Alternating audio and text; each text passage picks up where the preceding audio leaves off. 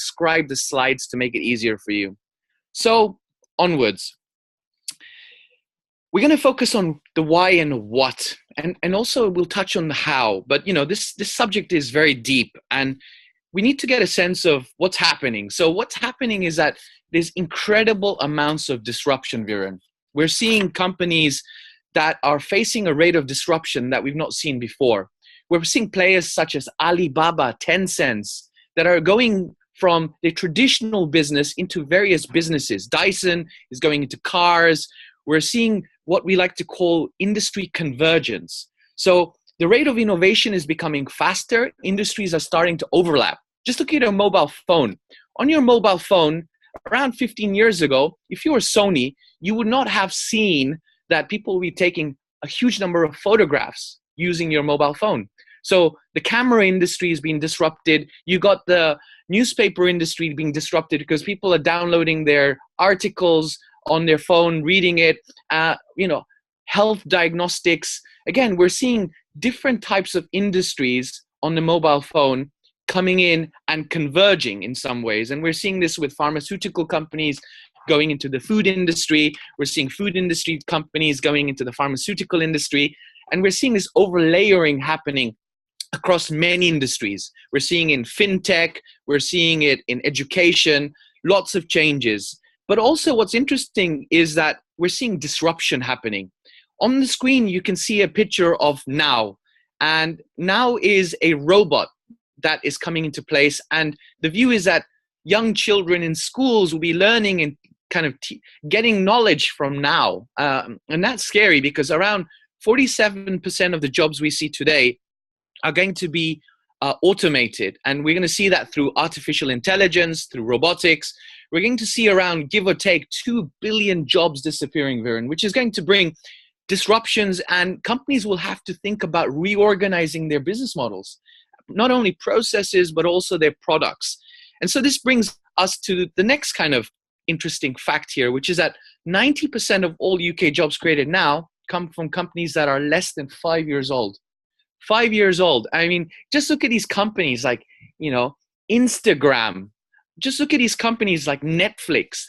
They were nowhere around, 8, 9 years ago, and they're coming into place. And there's so many SMEs coming in, and they're disruptive. They're changing the rules of the game. They're coming out with completely different ways of thinking, organizing, using their culture, using their people.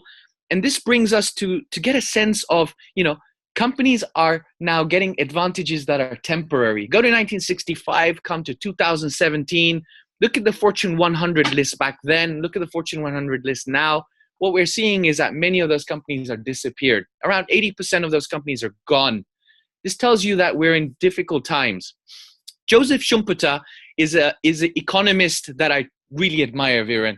And when you look at Joseph Schumpeter, this Austrian economist said that at the heart of understanding innovation is this notion of creative destruction. And they go hand in hand. Innovation and entrepreneurship drive change. And this evolutionary economist from Austria and a Harvard professor says that innovation is really key to understanding advantage. And if you don't keep innovating, you're going to die.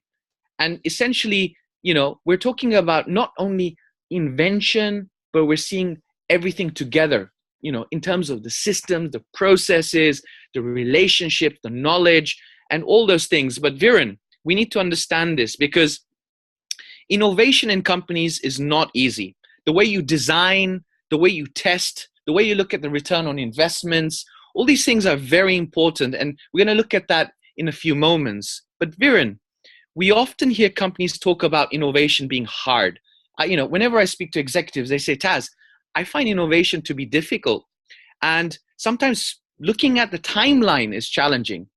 And understanding who are the winners, who are the losers, some of these things are not easy. And so I think we need to get into this. So Viren, what do you think is happening? Why is innovation so hard? Thank you, Taz. So what we found is when sort of working and talking to companies, I mean, we find the same concerns play back to us time and time again. Yeah. What did people tell us? The first thing that we keep hearing from people is we find it hard to start innovating, right? So the big question for you, for us, for people who work in this space is, what makes innovation hard? So that was the first question.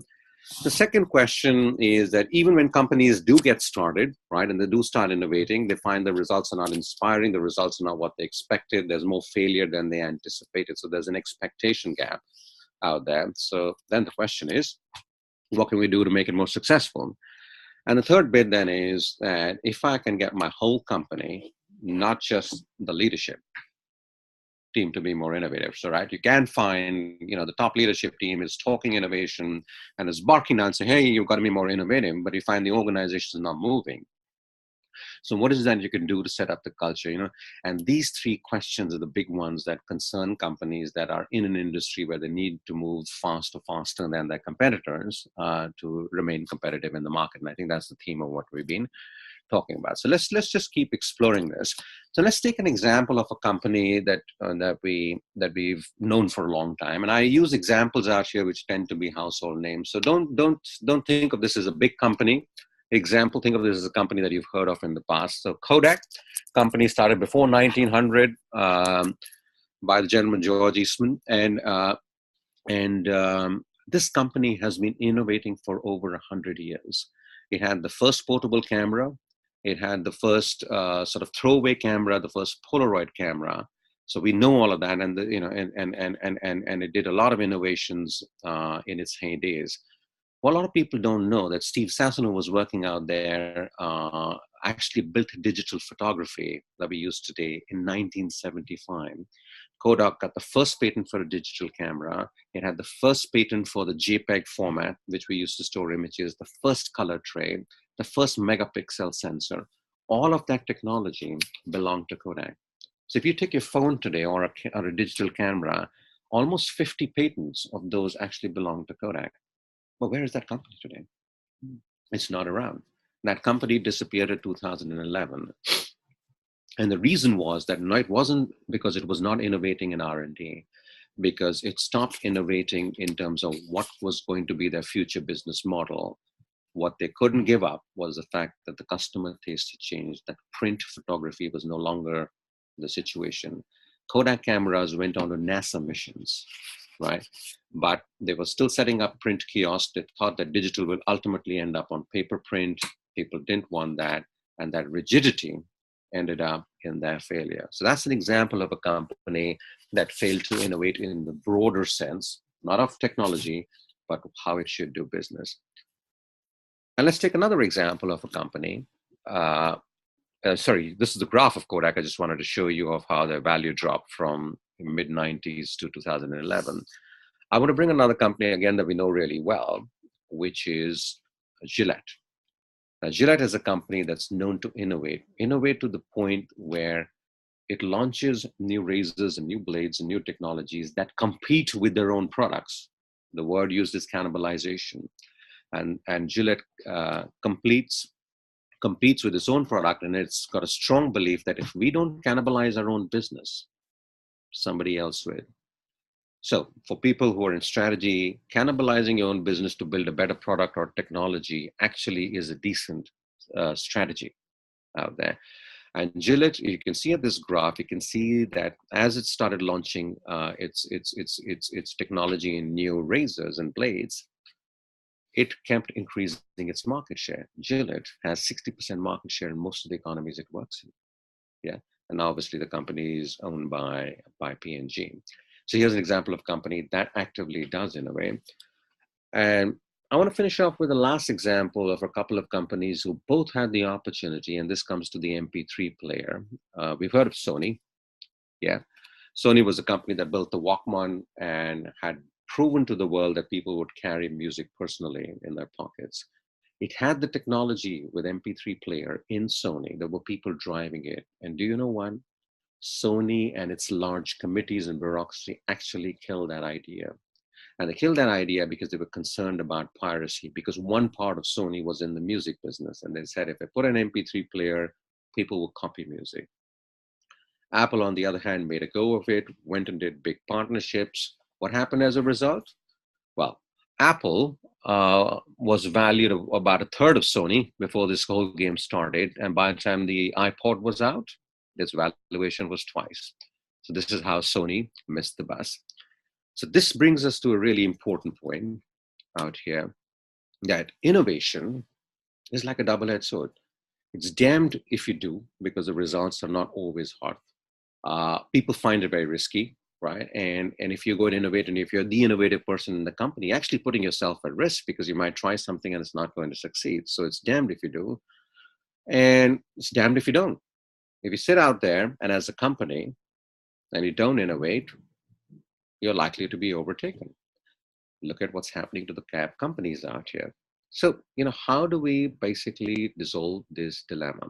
So the first thing you got to understand is human beings are risk averse, yeah, and then they're not likely to jump on and take a risk. But let's go on to the owner of Amazon.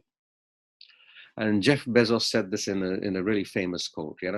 Given a 10% chance of 100% payout, you should take that bet every time. Failure and invention are inseparable twins. To innovate, you have to experiment.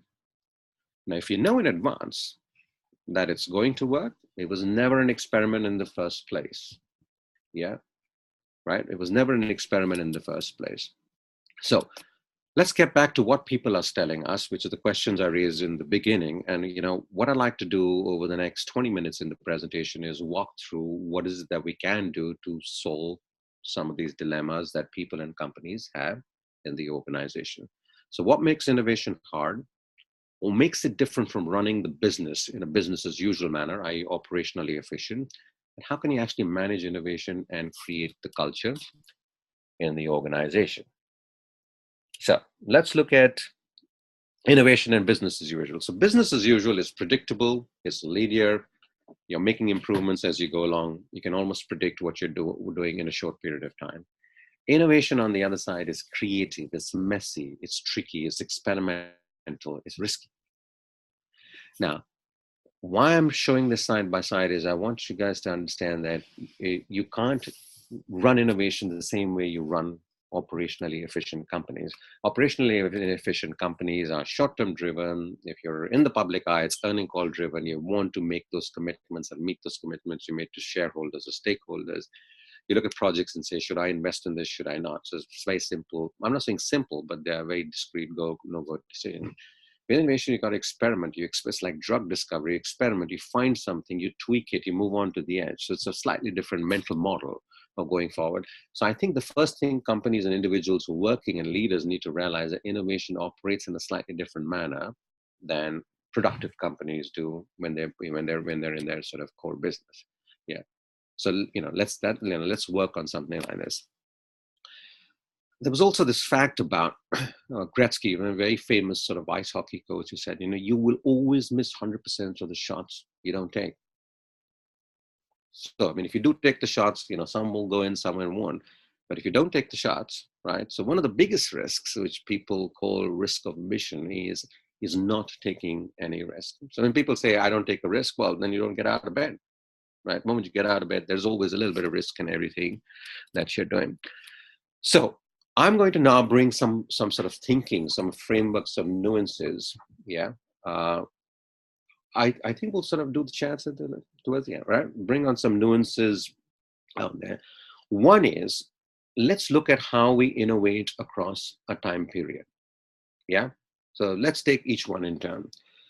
If you're a company, and great companies do this, they don't innovate in just one time period. They have simultaneous projects running all the time.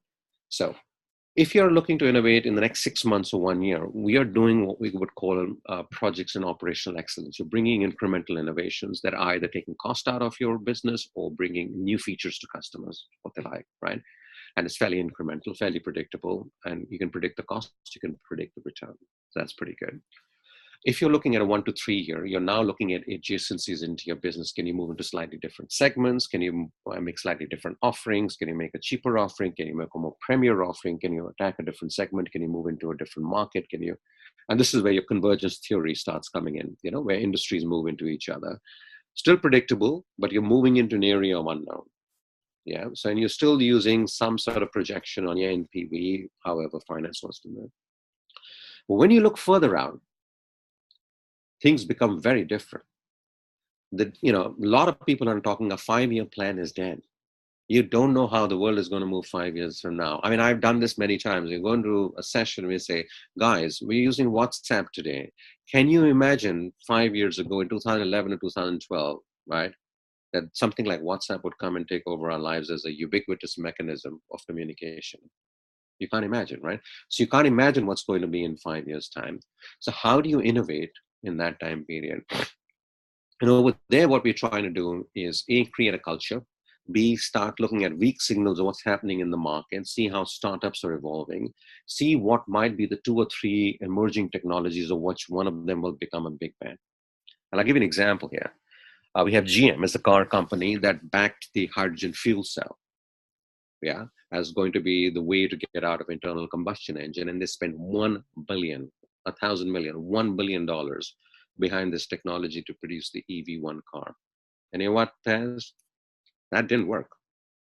That wasn't going to be the way the world moved in electric vehicles. You had Prius come in with hybrid.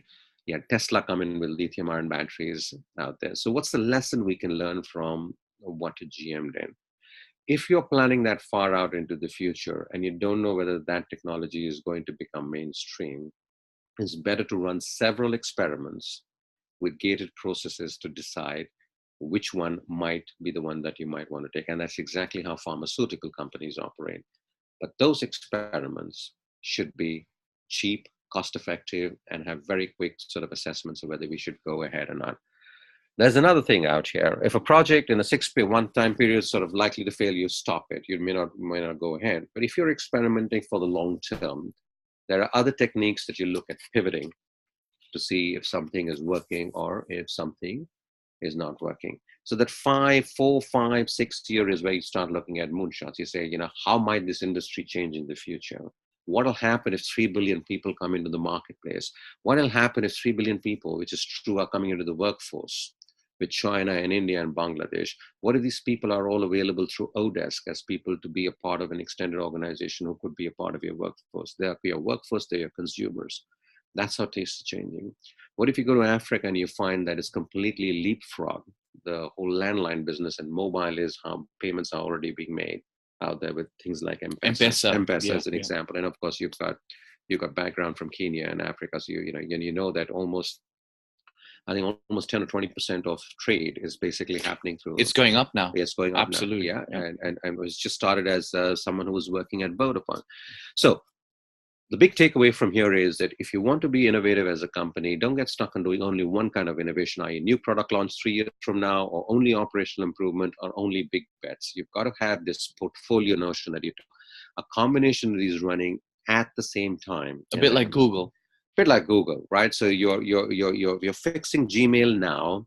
You're working on driverless cars at the same time. And it's all happening in the same time period, different team out there. Now, the main thing, and the webinar is not the time and place to do this, the main thing is that for each of these initiatives, the skill sets required, the leadership traits, the measurement, the KPIs all vary, right? Because things get fuzzier as you go out further into the future. And also the expectation, how should finance look at these initiatives? So there's a whole bit of learning around them. So here is a little more detail. So 1 year, highly in control, goal and target driven. You look at 5 year, you're almost creating a future rather than predicting it, right? You're creating your own future. It's called effectual thinking, and it's very much borrowed from the lean thinking startup in the entrepreneurial space. And that's where most of the disruption thinking also happens. The second one, so the first nuance was time horizon. The second one I want you to look at is what we call the different types of innovation. In the simplest sense, it's product innovation, process innovation, and business model innovation. Most of us, when we talk about innovation, we think it's product, it's R&D, it's laboratory driven, new features, new product.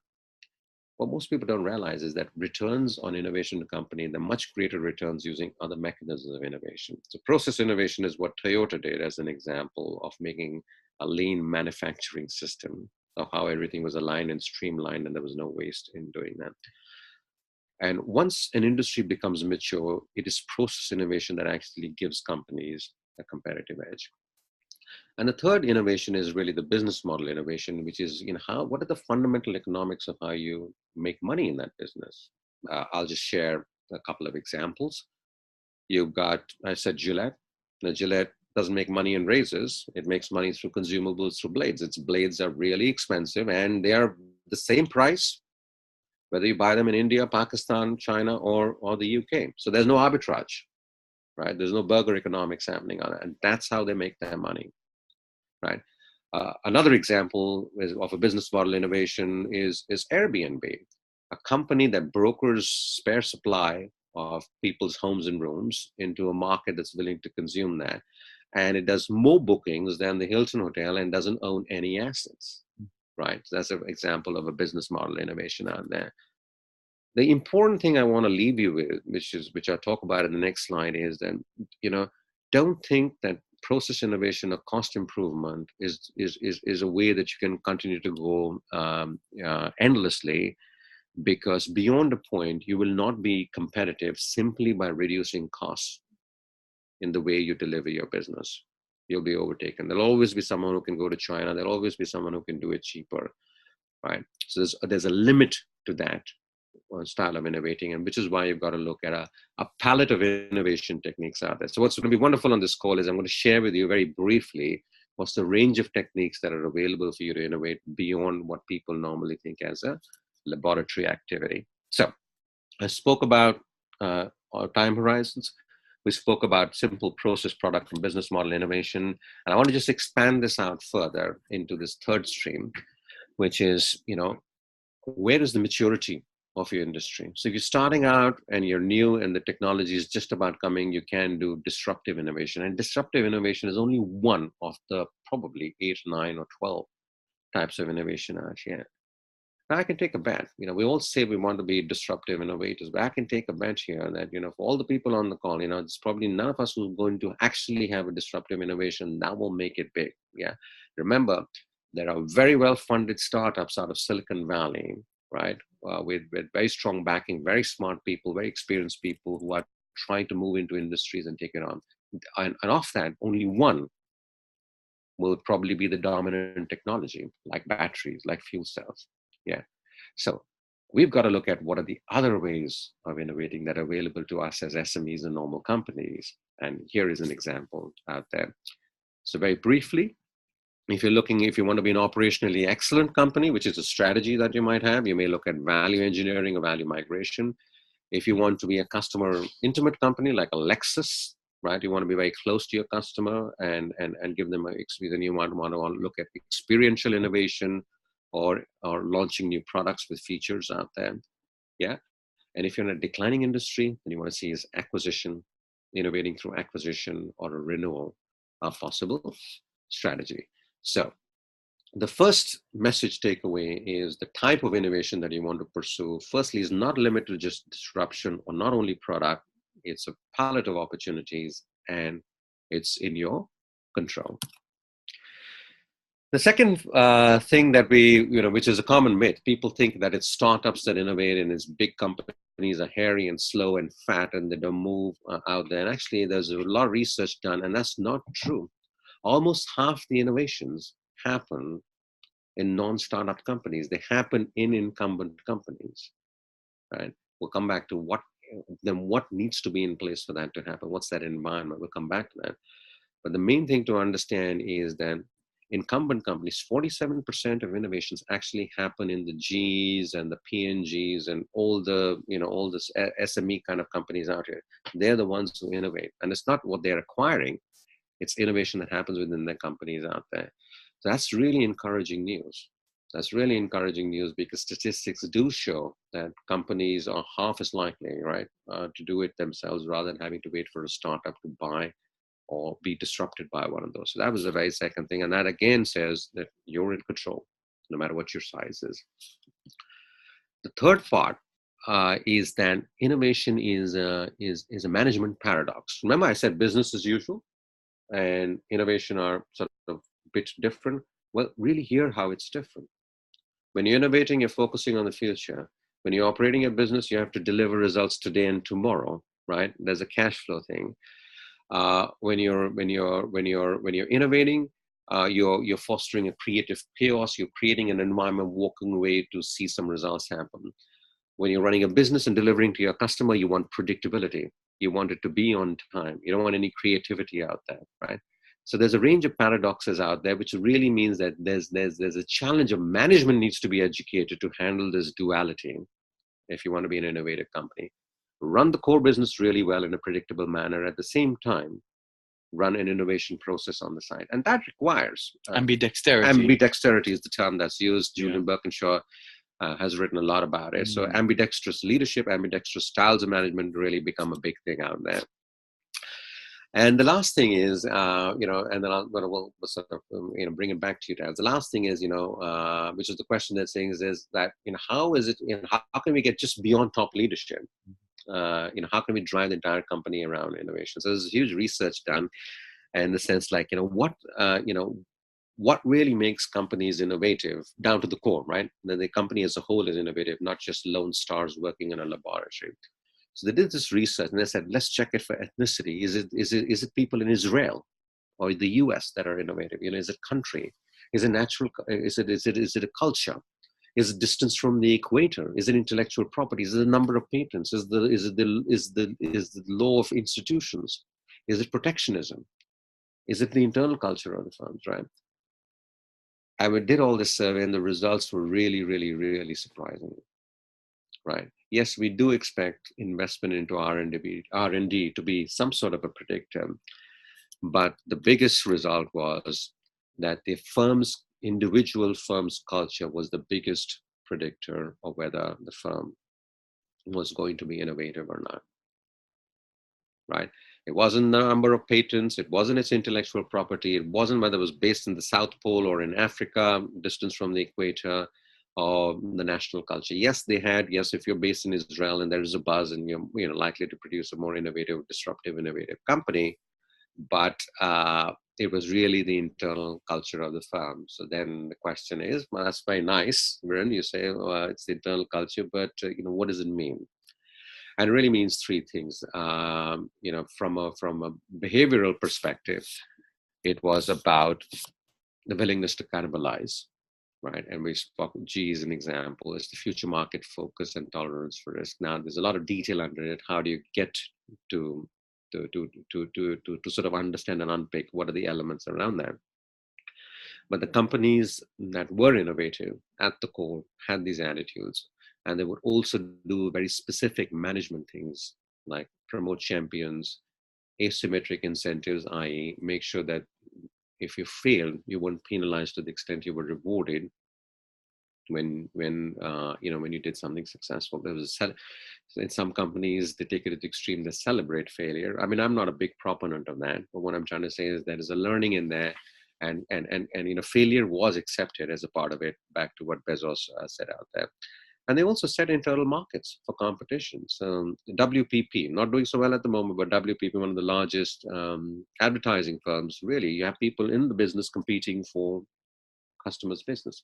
And that brings innovation into the company. So we've now gone through horizons. We've gone types of innovations. And the last thing we said is, it is a challenge for management because it requires ambidexterity, right? Which is like going to the blackboard and writing with the left hand, right hand at the same time. Can be done, but just requires a bit of training to do that. And largely, to get the culture part of it, you need to have, a few practices and things. And first thing is to understand why people don't tolerate risk that well. Once we understand that, we at least have a chance in sort of managing them. And when we share this with companies, we do a course, then we also train on how, when you do get into an innovative company and you're running a core process really immediately, how do you handle the resource? How do you recycle the resources?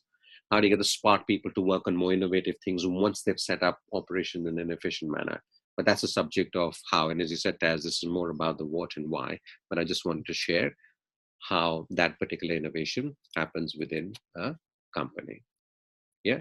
So at this point, I just wanted to sort of wind back to what I was going to talk about. We're going to say, what makes it hard? Well, what makes it hard was the fact that it's risky for people. Yeah, they're putting the neck on the line when they innovate, and results are not predictable, and human beings are loss averse. All right, so that's what makes it hard for people to step up in the first place. What makes it different is that it's not the same techniques as running a process efficiently, and you need different skills if you're innovating against different time periods, and there are many palettes of innovation available. And what makes management of it difficult, I said, was, it's a garden of paradoxes, right? It's about running things. It's about future focus plus protecting the present. It's the ambidexterity out here. And there's a whole lot that we can do about culture. So I think I've spoken sort of quite a bit on this, but I just wanted to sort of, go back and answer those three burning questions that people kept saying, right? How do I get started? When I do get started, my results aren't exciting, they're disappointing. So I just feel like dropping in, but we know that that's not an option for companies. And the third thing that companies would keep asking is like, I've got a fully charged up boardroom that they really want to innovate, but about 95% of the organization that's not following. What can we do culturally out there? So at this point, Taz, I'm going to hand it back to you, and would love to have your views. Thank you, Viren. Viren is, very close to businesses as a strategy consultant, as an academic that teaches in vast number of business schools around the world, from India to London Business School to Essex now as a visiting fellow and co-deliverer on this wonderful course we're designing together called Accelerating Innovation Program. But before we talk about that, I want to reflect on where we are. And we need to think about what's happened so far is that companies are struggling to innovate. And the reason why they're struggling to innovate is because of the points you raised: culture, resource allocation, not balancing exploration and exploitation. So not having that ambidexterity and not thinking through how to deliver on this strategically. And, whether you're blockbusters that didn't see Netflix coming, or you're Kodak that didn't see things coming around the corner, and now you see Instagram that's doing incredibly well, or you see Airbnb coming into the game, or you see Uber, which is doing some fantastic things. And in Malaysia, you have Grab, you have Lyft, another competitor in the US in the taxi industry. All sorts of new players are coming in. And I think these innovations are here to stay, and companies need to think about this. But even innovators struggle, as you've highlighted, whether it's internally because of the culture, whether it's because of regulatory constraints. You just have to look at Uber now in London, that came in as an innovator, but was not observing how it could manage its regulatory environment. And sometimes you could be ahead of the curve, right? You're innovating and the regulation legislation is not caught up. And when it does catch up, then there can be a kind of challenging situation. But I think this idea of risk and control and how you manage change is something that we need to understand. And what makes innovation different and how you manage it is something that we have some great ideas on at University of Essex. And, to kind of come to the final few slides, I want to reflect on some strategic questions that you've raised, Viren. I think, what do you as a leader need to understand as a manager is something, that we provide here at Essex. You need to understand that management and leadership are slightly different, and the way you approach innovation requires you to think about the short term, medium term, and the long term. And the portfolio approach is a very powerful approach that Viren has raised, where you're thinking about these kind of short-term activities and those moon projects, those moonshot projects that are long-term and allow you to create those new oceans, blue oceans, that allow you to create value. And this idea of how you exploit those opportunities with resources is interesting. And I think the point you raised, which resonated with me, Viren, was that you can't acquire some of this stuff. You can go out and spend money, but sometimes it's, the bigger you acquire, the companies, if they're huge, the integration process is difficult. And sometimes the innovation activity you pull into your company can be good, but also it can actually damage your bottom line. And so this idea of imitation and innovation can be a problem also. So you have to have a systematic process. You need to think about collecting those ideas, how you monitor them, and what it means for you as a manager, as a senior director in a company, because every stage requires you to think through all those processes. And then those big pitfalls, how you manage them, how you avoid them. You talked about failure, creating that culture of accepting people to fail in innovation is something that companies have to think about strategically. So this is my final